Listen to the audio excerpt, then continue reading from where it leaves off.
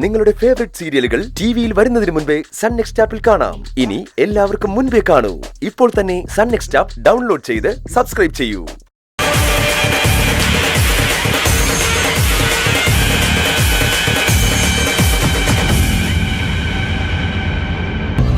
അമ്മ എന്തിനാ വന്നേ? പിന്നെ വിവരം അറിഞ്ഞാ വരാതിരിക്കാൻ പറ്റുമോ? വേണ്ടായിരുന്നു. നിനക്കിപ്പോ എങ്ങനെയുണ്ട്? ഡോക്ടർ എന്ത് പറഞ്ഞു? ഒരു പ്രശ്നമില്ല അമ്മേ.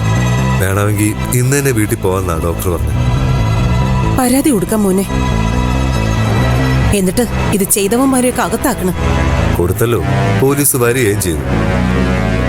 പക്ഷെ അവന്മാര് ബുദ്ധിമാന്മാരായിരുന്നു അമ്മേ. നേരത്തെ ആശുപത്രിയിൽ അഡ്മിറ്റ് ആയെന്ന് രേഖയുണ്ടാക്കി അവന്മാർ രക്ഷപ്പെട്ടു. ദുഷ്ടന്മാര്. അവരോട് ദൈവം ചോദിച്ചോളൂ. പിന്നെ ദൈവത്തിന് അതല്ലേ പണി. എന്താ മോനെ? ചോദിക്കുമെന്ന് പറയായിരുന്നു. അകത്തേക്ക് വരാമോ?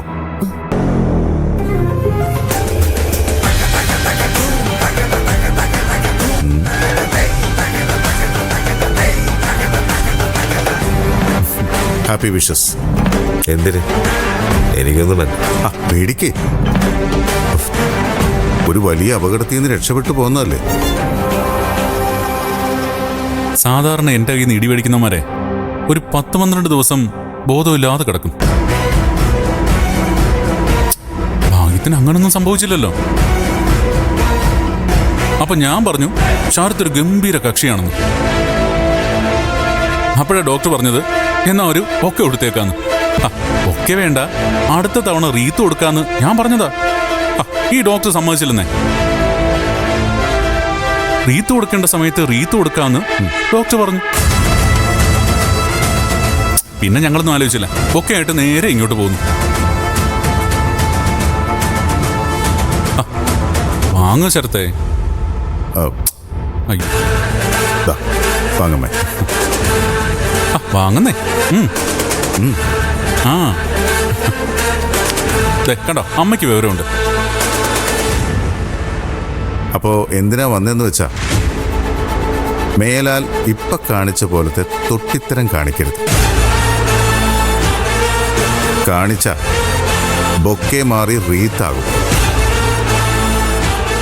അതിനുള്ള അവസരം ഉണ്ടാക്കരുത്. നിനക്ക് മാത്രമല്ല കഴിവും ശക്തിയൊക്കെ ഉള്ളത്, മറ്റുള്ളവർക്കും അതുണ്ട്. ആ ഓർമ്മ എപ്പോഴും വേണം. മനസ്സിലായോ?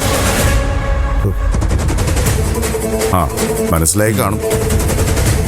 എന്നാ പോട്ടെ, ഇനി നമ്മൾ തമ്മിൽ കാണരുത്. പറട്ടെ ഡോക്ടറെ, വാ.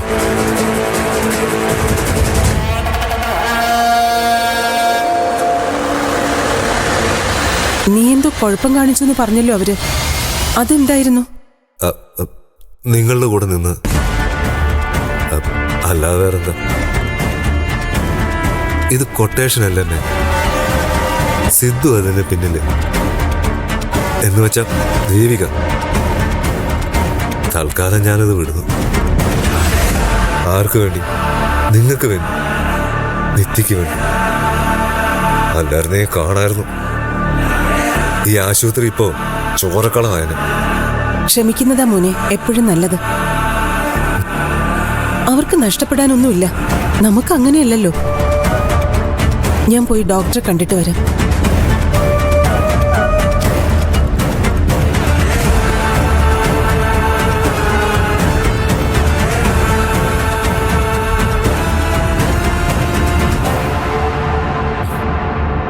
എന്താ വിഷ്ണുവിനെ കുറിച്ച് അറിഞ്ഞത്? ആഹാ, അത് ശരി. കണ്ടുമുട്ടൽ ഇപ്പൊ ഇങ്ങോട്ട് മാറ്റിയല്ലേ? ഇതാണല്ലോ സൗകര്യം. അനുവാദമില്ലാതെ എന്റെ റൂമിൽ കയറാൻ എന്നോട് ആരാ പറഞ്ഞത്? അപ്പൊ ഇവള് വന്നതോ? ഞാൻ വിളിച്ചിട്ട് ദേവിക വന്നത്. എനിക്ക് ഇങ്ങോട്ട് വരാനേ ആരുടെ ക്ഷണമൊന്നും ആവശ്യമില്ല. എനിക്ക് അതിനുള്ള അവകാശമുണ്ട്. ആ അവകാശമൊക്കെ ഇപ്പൊ തീരും. മര്യാദയ്ക്ക് ഇറങ്ങി പോകുന്നത് നിനക്ക് നല്ലത്. പോയില്ലെങ്കിൽ എന്ത് ചെയ്യും? ഞാൻ ഇവിടെ തന്നെ നിൽക്കും. നിങ്ങൾ സംസാരിക്കുന്നത് ഞാൻ കേട്ടാൽ എന്താ കുഴപ്പം? നീ കേൾക്കാൻ പാടില്ല. ഇറങ്ങിപ്പോടി.